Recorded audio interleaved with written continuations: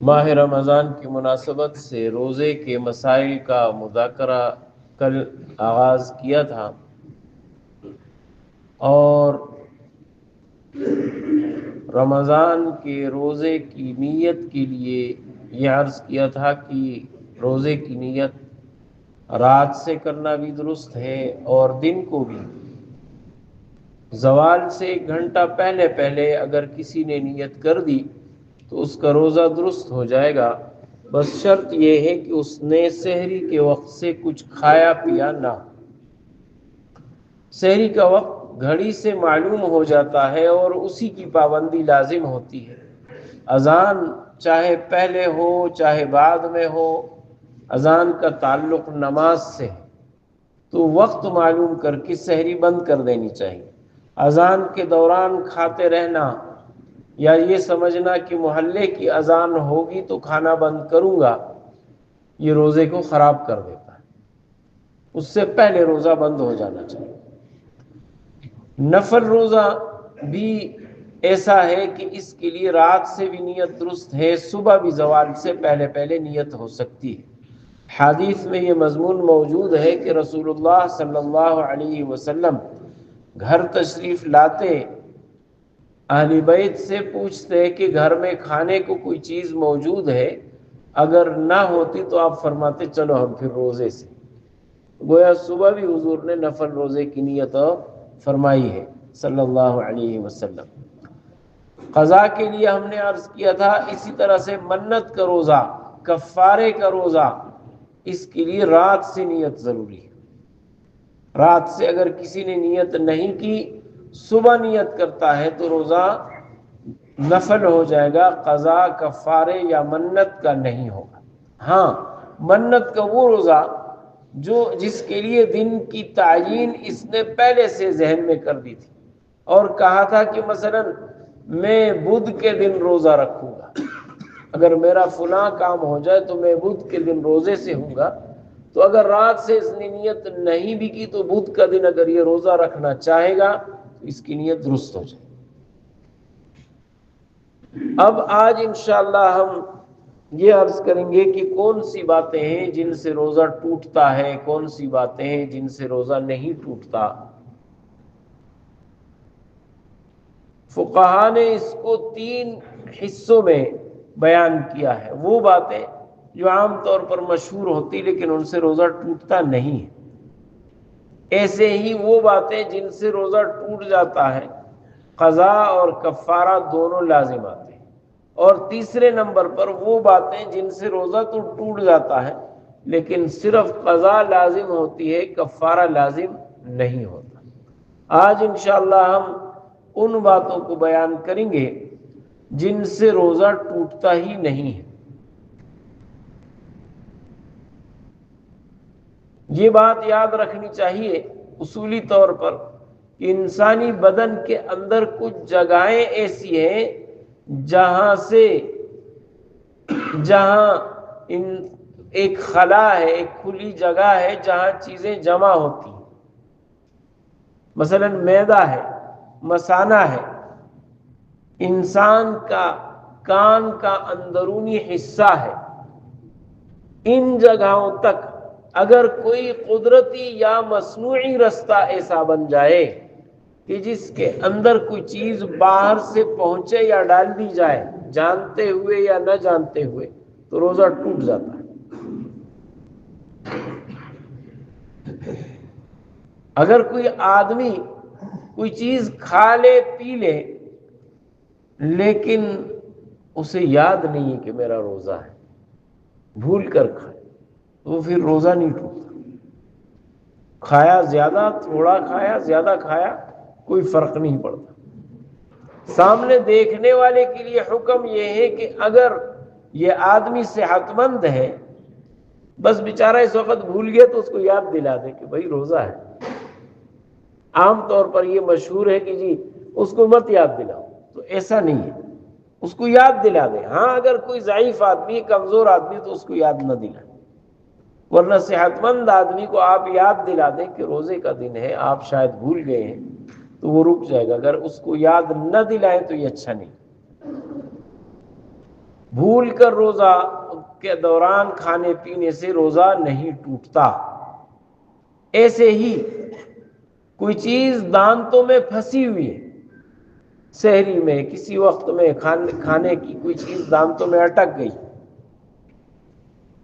اور یہ روزے کی حالت میں اس کو دانتوں سے چھڑاتا ہے، خلال کرتا ہے، چھڑاتا ہے اس کو، تو اگر وہ چیز منہ کے اندر ہی ہے، دانت سے چھوٹ گئی اور اس نے نگل لی، فرمایا دیکھ لیا جائے کہ یہ کتنی بڑی چیز تھی، کوئی چنے کے برابر یا اس سے بڑی تھی یا چھوٹی چیز تھی۔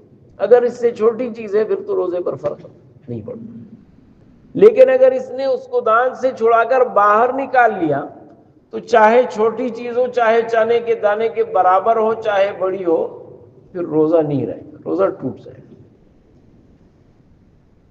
اسی طرح سے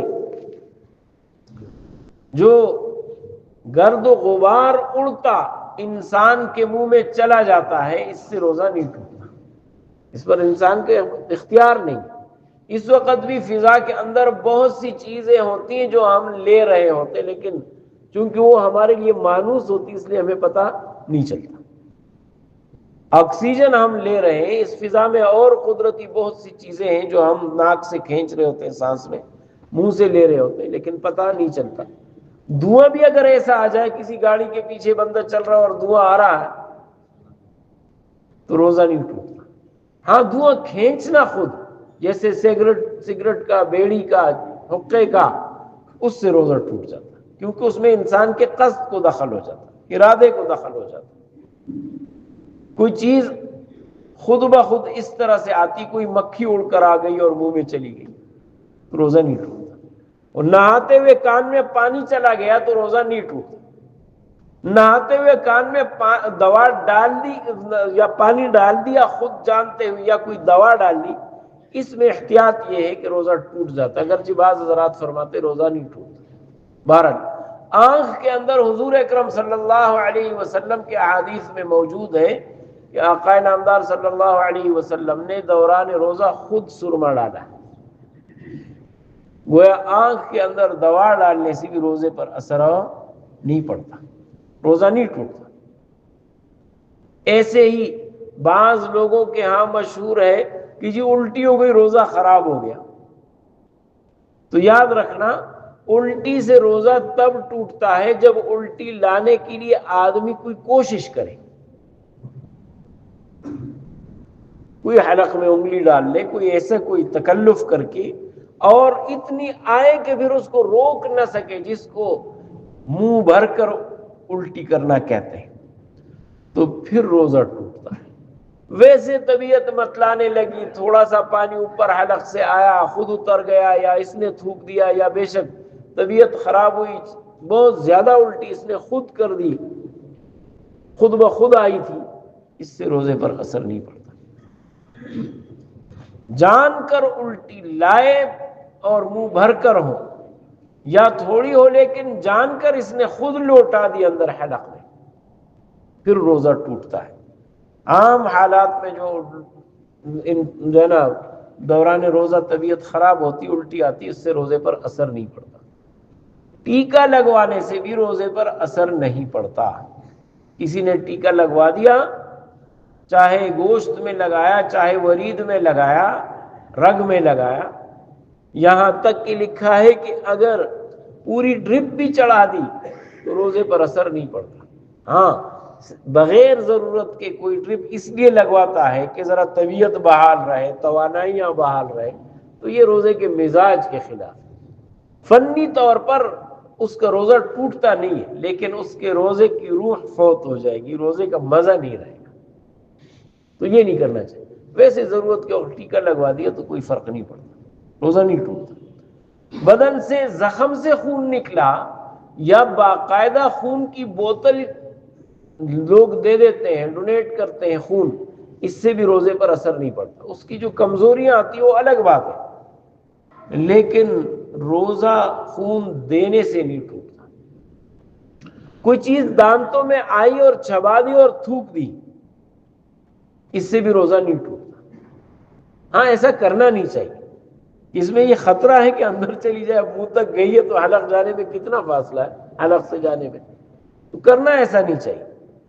لیکن اگر کیا ہوا ہے تو روزہ نہیں ٹوٹتا. جیسے بچے کو کوئی چیز آدمی چھبا کے منہ میں دیتا ہے، مجبوری ہے، مائیں دیتی ہیں. کوئی گھر کا ماحول اس قسم کا شدت والا ہے کہ نمک چیک کرنا ضروری ہے ورنہ افطاری میں پھڈا پڑ جائے.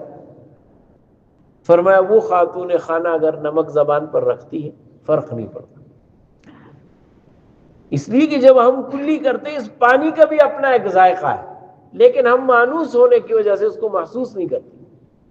کھارا پانی ہو صاف پتہ چلے گا کہ پانی کا ذائقہ اور ہے.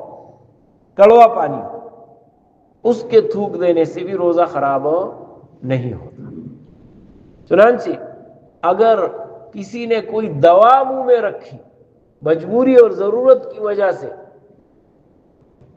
دوا منہ میں رکھی، یا کلی کی بعض دواؤں کی لوگ کلی کر لیتے اور تھوک دیتے ہیں، دانت میں شدید درد ہے. اس دن کسی صاحب نے پوچھا کہ میں لونگ کا جو ہے نا کوئی پانی بنا لیتا ہوں، اس سے میں کلی کرتا ہوں، مجھے درد سے آرام آ جاتا ہے. تو اگر یہ اہتمام کرتا ہے کہ وہ حلق تک نہ پہنچے، نیچے نہ جانے پائے، تو روزہ ٹوٹے گا نہیں. لیکن چونکہ خطرہ ہے تو بلا ضرورت کرنا نہیں چاہیے. کراہت آ جائے کراہت آ جائے.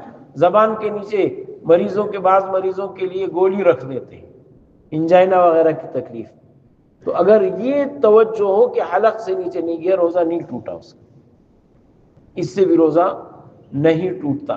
بدن پر باہر کوئی زخم ہے، دماغ کے سر کے اوپر زخم ہے لیکن دماغ تک نہیں گیا، پیٹ کے اوپر زخم ہے، اندر معدے تک اور جو ہے نا مثانے تک نہیں گیا، اس کے اوپر کوئی دوائی لگاتا ہے، اس سے بھی روزے پر اثر نہیں پڑتا.